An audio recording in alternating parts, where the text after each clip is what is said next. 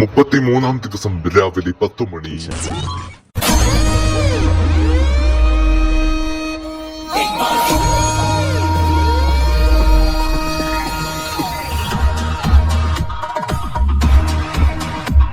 ലോകത്തിൻ കഥയറിയാതെ നേരത്തിൻ ഗതിയറിയാതെ വാഴുമ്പോ ആളുന്നവരാരോ വീഴുന്നവരാരോ ഏകാന്തത താണ്ടി ജയിക്കാനാരോ.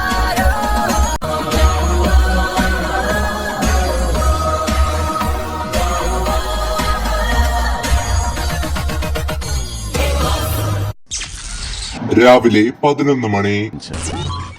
മത്സരാർത്ഥികളെ ശ്രദ്ധിക്കൂ, മണി വീക്കിന്റെ 3ാമത്തെ ദിവസമാണ് ഇന്ന്. ഇന്നിവിടെ ബിഗ് ബോസ് ഹൗസിനുള്ളിൽ 2 പണപ്പെട്ടികളാണുള്ളത്.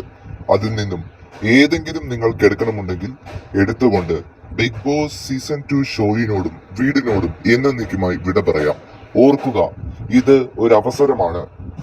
വെറുതെ എവിക്റ്റഡ് ആയി പുറത്തു പോകുന്നതിനെക്കാട്ടും പണവുമായി നിങ്ങൾ ഈ വീട്ടിൽ നിന്ന് പോകുന്നത് ഒരു നല്ല കാര്യം തന്നെയാണ്. അവിടെ നിങ്ങൾ തോൽക്കുകയല്ല, മറിച്ച് വിജയിക്കുകയാണ് ചെയ്യുന്നത്. ഉച്ചയ്ക്ക് 12 മണി. ഗദാട പ്രസാദ് പണപ്പെട്ടി ഇങ്ങനെ നോക്കിക്കൊണ്ടിരിക്കുന്നത് നിനക്ക് എടുക്കാന്നുണ്ടോ ചക്ക? വെറുതെ ആവശ്യമില്ലാത്ത കറണ്ട് ഫിനാലെ വരാൻ നോക്ക്. നീ വെറുതെ പണപ്പെട്ടി എടുത്ത് പോണ്ടാട്ടാ.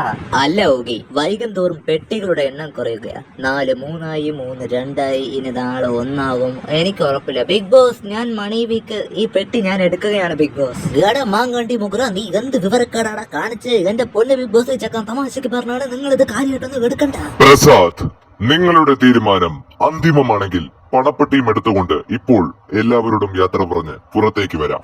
ബിഗ് ബോസ്, എന്റെ തീരുമാനം അന്തിമമാണ്. പണപ്പെട്ടി എടുത്തുകൊണ്ട് ഞാൻ ഈ ഷോയിനോട് യാത്ര പറയുകയാണ് ബിഗ് ബോസ്. ഒരുപാട് സന്തോഷമുണ്ട് ബിഗ് ബോസ് ഈ ഷോയിൽ വരാൻ സാധിച്ചത്. ഓക്കെ ഗൈസ്, ഞാൻ പോവുകയാണ്. ബൈ.